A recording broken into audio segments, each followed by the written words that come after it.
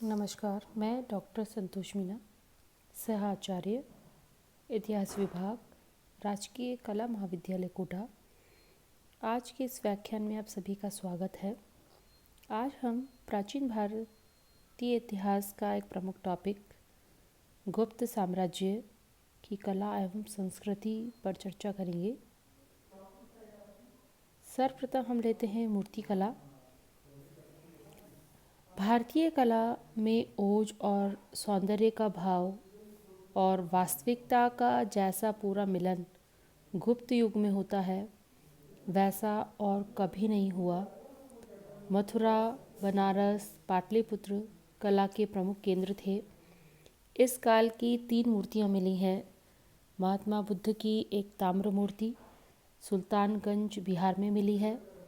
यह मूर्ति इस समय इंग्लैंड के बर्मिंघम अजायब घर में रखी हुई है। दूसरी मूर्ति मथुरा में मिली है, जिसमें बुद्ध खड़े हुए हैं। तीसरी मूर्ति सारनाथ बनारस में मिली है, जिसमें बुद्ध को पद्मासन लगाए हुए दिखाया गया है। एक मुखी और चतुर्मुखी शिवलिंग की पूजा गुप्त काल की ही देन है। गुप्त कलाकारों ने शिव के अर्धनारीश्वर रूप की कल्पना की, जिसमें शिव को आधा पुरुष और आधा नारी दिखाया गया। एमपी में उदयगिरी में विक्रमादित्य द्वारा बनाई गई एक वराह अवतार की एक विशाल मूर्ति मिली है। भरतपुर के पास भी रूपवास में 4 बड़ी मूर्तियां मिली हैं, जिसमें एक बलदेव कृष्ण के भाई की 27 फीट ऊंची है। दूसरी लक्ष्मी नारायण की मूर्ति है जो 9 फीट ऊंची है। झांसी जिले के देवगढ़ में विष्णु की मूर्ति मिली है। सूर्य की मूर्तियां भूमरा के मंदिर में सूर्य की एक सुंदर मूर्ति मिली है। अजमेर में कामा में सूरज के 7 घोड़े दिखाए गए हैं। अब हम देखते हैं वास्तुकला। वास्तुकला पर संक्षिप्त नज़र डालें तो अमरावती, नागार्जुन, कोंड और अजंता के चित्र गुप्तकालीन हैं। झांसी जिले के देवगढ़ नामक स्थान पर गुप्तकाल का एक दशावतार का मंदिर मिला है। भूमरा एमपी में है और यहाँ पर एक शिव मंदिर मिला है। नचना कोठार में एक पार्वती मंदिर मिला है। जबलपुर के तिगवा स्थान पर एक विष्णु का मंदिर मिला है। और नरसिंह गुप्त बालादित्य ने नालंदा में ईंटों का एक बौद्ध मंदिर बनवाया था और यह 300 फीट ऊंचा है। सारनाथ का गमेक स्तूप गुप्तकालीन नहीं है। यह स्तूप 128 फीट ऊंचा है। तो इन सभी जगहों पर हमें वास्तुकला के उत्कृष्ट उदाहरण देखने को मिलते हैं।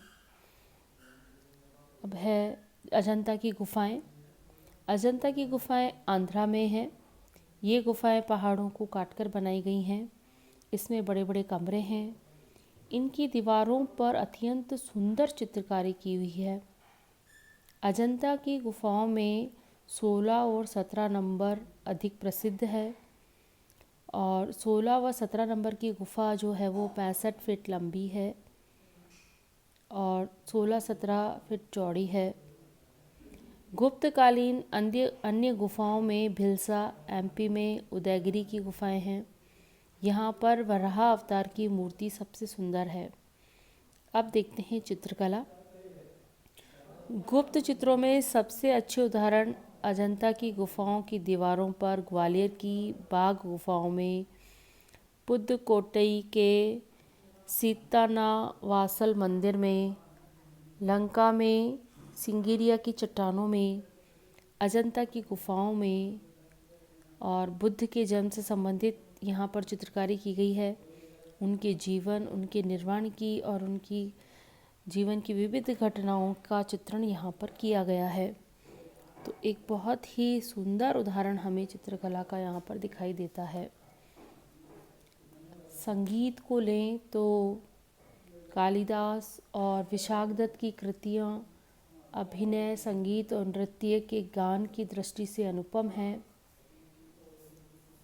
और अब देखते हैं सिक्के। गुप्तकालीन सिक्के बहुत ही प्रसिद्ध रहे हैं। आप सभी को पता है कि सबसे अधिक सोने के सिक्के जो है वो हमें गुप्त काल से ही प्राप्त हुए हैं। सिक्कों का अपना महत्व है। उससे राजा की आर्थिक, सामाजिक, धार्मिक स्थिति का भी पता चलता है, राज्य की सीमाओं का पता चलता है। अब हम कुछ राजाओं के समय के महत्वपूर्ण सिक्कों पर चर्चा करेंगे, जैसे चंद्रगुप्त प्रथम के सिक्के। सिक्कों के मुख्य भाग पर चंद्र प्रथम और रानी कुमार देवी खड़े हैं। राजा रानी का नाम लिखा हुआ है। सिक्कों के पृष्ठ भाग पर दुर्गा शेर की सवारी करते हुए दिखाई गई है। इसमें लिच्छवी लिखा हुआ है। फिर है समुद्रगुप्त के सिक्के। अनेक प्रकार के सिक्के मिले हैं। तांबे और सोने दोनों प्रकार के सिक्के मिले हैं। सोने के सिक्कों का भार 118.122 ग्रेन है। तांबे के सिक्कों पर गरुड़ का चित्र और समुद्र लिखा है। समुद्रगुप्त ने प्रथम बार सिक्कों पर अश्वमेध प्रकार जो हैं सिक्के अश्वमेध प्रकार के हैं। एक तरफ यहाँ इसमें राजाधिराज की उपाधि लिखी हुई है और दूसरी तरफ अश्वमेध पराक्रम लिखा हुआ है। मतलब प्रथम बार उन्होंने अश्वमेध प्रकार के सिक्कों चलाए थे। दूसरा है धनुर्धर प्रकार के सिक्के, जिसमें समुद्र और अप्रतिरथ यानी अद्वितीय वीर लिखा हुआ है। तीसरे प्रकार के सिक्के, इसमें व्याघ्र टाइप के सिक्के हैं। व्याघ्र मतलब टाइगर टाइप के हैं, जिसमें व्याघ्र का चित्र दिया हुआ है। चौथी प्रकार के सिक्के हैं जिसमें वीणावादक प्रकार के सिक्के अपन कह सकते हैं, जिसमें कि महाराजा धीराज श्री समुद्रगुप्त लिखा है और वो वीणा वादन कर रहे हैं। पांचवें प्रकार के सिक्के में परशु या भाला प्रकार लिखा है। छठी प्रकार में पताका प्रकार यानी स्टैंडर्ड टाइप के सिक्के हैं। अब हम देखते हैं चंद्रगुप्त सेकंड के सिक्के। इस समय भी हमें कई प्रकार के सिक्के मिले हैं। घुड़सवार प्रकार, इन सिक्कों पर लिखा है कि महाराजा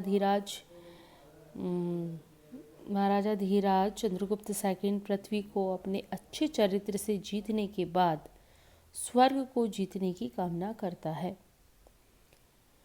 भार की दृष्टि से 3 प्रकार के सिक्के हमें मिले हैं, जिसमें 121 ग्रेन, 125 ग्रेन और 132 ग्रेन। तांबे व चांदी के सिक्के भी उस समय चलन में थे। आपको इतनी विस्तृत जानकारी बहुत ही संक्षिप्त में मैं दे रही हूँ, चूँकि इतिहास का ये भाग जो है वो आपके सामान्य ज्ञान के प्रश्नों उत्तर के लिए भी बहुत महत्वपूर्ण है।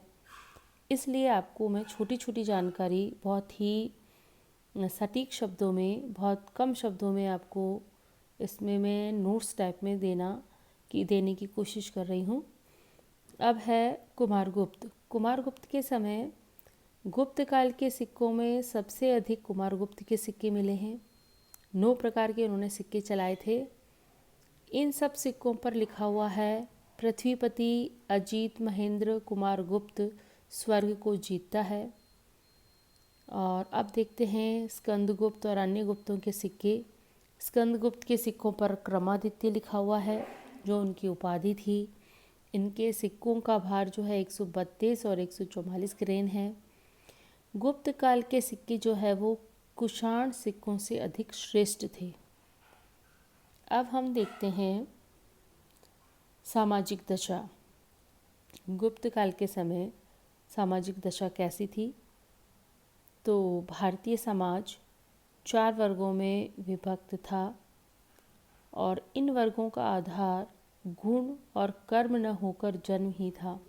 मतलब जन्म से ही जाति निर्धारित की जाती थी। याज्ञवल्क्य ने 8 प्रकार के विवाहों का वर्णन किया है। अंतरजातीय विवाह होते थे। अब हम देखते हैं 2 प्रकार के विवाह जो होते हैं, अनुलोम विवाह और प्रतिलोम विवाह किसे कहते हैं। अनुलोम विवाह में ऊंची जाति का लड़का जब नीची जाति के लड़के से विवाह कर लेता है तो उसे अनुलोम विवाह कहते हैं। प्रतिलोम विवाह, ऊंची जाति की लड़की निम्न जाति के लड़के से जब विवाह कर लेती है तो उसे प्रतिलोम विवाह कहते हैं। मैंने आपको सरल भाषा में इसे समझाने की कोशिश की है। अब है न्याय व दंड व्यवस्था, वो वर्ण पर आधारित थी। वेश्यों को व्यापारिक एवं औद्योगिक क्षेत्र में इनकी श्रेणियां थी जो अत्यंत प्रभावशाली थीं। वेश्यों को नगर सभाओं में भी प्रतिनिधित्व प्राप्त था जो कि व्यापार करते थे। अब हम देखते हैं स्त्रियों की स्थिति कैसी थी उस समय। तो संयुक्त परिवार प्रथा थी, गोद लेने की प्रथा भी थी, आर्यों में नियोग की प्रथा भी थी। सन बाय लिवाइरेट यानी पुत्र प्राप्ति के लिए जो विवाह किया जाता है उसे नियोग प्रथा कहा जाता है।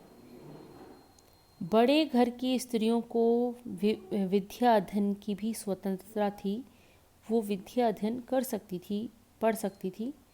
इस काल में सती प्रथा प्रचलित थी लेकिन यह सर्वप्रिय नहीं थी। इसके कुछ उदाहरण आपको मिलेंगे लेकिन जनसाधारण में यह प्रचलित नहीं थी। अब देखते हैं शिक्षा। शिक्षा में स्त्रियों के आश्रम, मंदिर, मठ विद्या के प्रमुख केंद्र थे। पाटलिपुत्र, पिष्टुपुरम, उज्जैनी, पद्मावती, परमपुर, मथुरा, अयोध्या, बनारस, नासिक, नालंदा, ये जो हैं वो ऊंची शिक्षा के प्रमुख केंद्र थे। नालंदा विश्वविद्यालय में बौद्ध दार्शनिक असंग, नागार्जुन, वसुबंधु, दिगनाग की कृतियों तथा अन्य महायान बौद्ध पुस्तकों के अध्ययन पर विशेष बल दिया जाता था। अब हम देखते हैं धार्मिक दशा। धार्मिक दशा में हिंदू धर्म का पुनरुत्थान हुआ। इस काल में प्राचीन वैदिक धर्म जो है वो नए रूप में उसका उदय हुआ था, जिसे पौराणिक धर्म भी कहा जाता है। ईसा से 1400 ईस्वी पूर्व व्यास मुनि द्वारा एक पुस्तक लिखी गई है। भारत को बढ़ाकर जो है फिर बाद में उन्हें महाभारत बनाया गया। इस युग में पुराण और स्मृतियाँ विशेष रूप से प्रसिद्ध हो गई थी। इस काल में वैदिक रीतियाँ जैसे अश्वमेध इत्यादि का दोबारा मतलब अश्वमेध रीति यज्ञ वगैरह वापस दोबारा शुरू हो गए थे। मतलब हिंदू धर्म का पुनरुत्थान इस समय हो गया था और वैष्णव मत की सर्वप्रियता में भी वृद्धि हो रही थी। कृष्ण को विष्णु का अवतार माना गया। पूरे भारत में जो है वो वैष्णव मत सर्वप्रिय हो गया था। इस समय शैव मत की भी लोकप्रियता थी। गुप्त, पल्लव और गंग वंशों के सम्राट जो है अधिकतर वैष्णव थे, परंतु वाकाटक, नल, मैत्रक, कदम और परिवाज्रक वंश के शासक जो है प्राय वो शैव थे। इस समय सूर्य, नाग और यक्षों की भी पूजा प्रचलित थी। सूर्य मंदिर हमें मंडोर, मालवा में मिला है। ग्वालियर, इंदौर, आश्रमक, आंध्र प्रदेश और बंगाल में भी मिला है। और इसके अलावा हमें ग्वालियर पद्मावती में एक यक्ष मंदिर और राजगृह बिहार के पास मणिनाग में एक यक्ष मंदिर मिला है। अब हम देखते हैं आर्थिक स्थिति। औद्योगिक स्थिति कैसी थी, व्यापार धंधा कैसा था। अनेक औद्योगिक और व्यापारिक संघ मौजूद थे।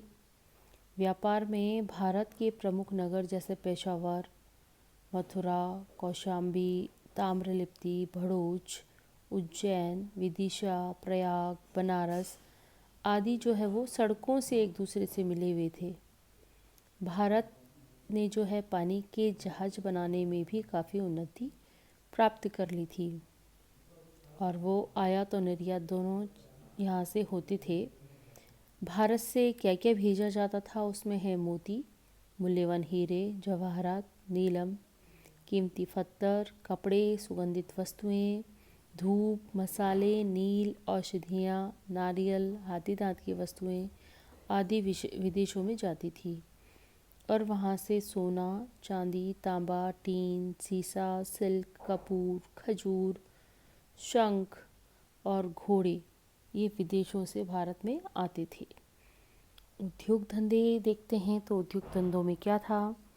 प्रसिद्ध उद्योग धंधा जो है उस समय भी कपड़ा उद्योग ही था। कपड़ा बनाना, जहाज बनाना, लोहे की वस्तुएं बनाना, मूर्तियां बनाना, हाथी दांत की वस्तुएं बनाना और चित्र बनाना भी इसमें शामिल था। और कपड़ा उद्योग जो है वो सबसे प्रमुख था। फिर है कृषि और भूमि का स्वामित्व कैसा था। देश की मुख्य उपज जो है वो गेहूँ, चना, जौ, ज्वार, बाजरा, मसाले, पान, तेल के बीज, रुई, नील, धूप, पटसन, चावल और गन्ना थी। इस युग में आधुनिक जमींदार प्रथा विद्यमान नहीं थी। कृषकों को उनके परिश्रम का 33 से 50% तक भाग मिलता था। तो इस प्रकार हम जो है उनकी देखते हैं कि आर्थिक दशा जो है गुप्त काल में अच्छी थी, व्यापार उन्नत था। आप देखते हैं कि गुप्त काल के पतन के क्या कारण रहे होंगे, तो इसे संक्षेप में हम जान लेते हैं कि एक तो है दुर्बल शासक। स्कंदगुप्त के बाद जो है कोई योग्य शासक नहीं हुआ। दूसरा हम मानते हैं साम्राज्य पर बाह्य आक्रमण, कि गुप्तों को निर्बल बनाने में सबसे बड़ा हाथ जो है वो हूणों का था। हूण आक्रमण अब स्टार्ट हो गए थे और इन लोगों ने रोम साम्राज्य के समान गुप्त साम्राज्य को भी गहरा धक्का पहुंचाया। फिर है सामंतों और प्रांतपतियों द्वारा स्वतंत्र होना। जब शासक निर्बल हो गए तो ये लोग स्वतंत्रता की इन्होंने घोषणाएं करने लगे। नेक्स्ट है आंतरिक कलह। केंद्रीय शासन कमज़ोर होने के कारण जो है आंतरिक कलह उत्पन्न हो गई। नेक्स्ट है साम्राज्य की विशालता। साम्राज्य बहुत विशाल था और योग्य शासक न होने के कारण जो है वो उनमें कलह उत्पन्न हो रहा था और वो धीरे धीरे स्वतंत्र हो रहे थे। फिर है भूमि पर दबाव बढ़ना। भूमि पर दबाव बढ़ने के कारण भी जो है लोग अलग अलग होने लग रहे थे और उनमें भी स्वतंत्रता की भावना पैदा हो गई थी। फिर है आपके कई पद जो है वो वंशानुगत हो गए थे। तो वंशानुगत होने से जो है योग्य व्यक्ति नहीं होकर और दूसरे व्यक्तियों द्वारा जब पद धारण किया गया तो उन्होंने उस पद की गरिमा को बनाए नहीं रखा। अहिंसात्मक नीति। स्कंदगुप्त के उत्तराधिकारियों ने जो है वो कहा जाता है कि बौद्ध धर्म अपना लिया था। तो बौद्ध धर्म अपनाने के बाद जो है उन्होंने अहिंसा को अपना लिया था, युद्ध नीति त्याग दी थी। एक है कि इसमें बाद की जो गुप्त शासक थे उसमें अदूरदर्शिता का परिचय दिया। दूरदर्शिता नहीं थी तो धीरे धीरे जो है उन्होंने अपने साम्राज्य को खो दिया। तो इस प्रकार हम देखते हैं कि गुप्त साम्राज्य जो है वो उसका पतन हुआ। धन्यवाद।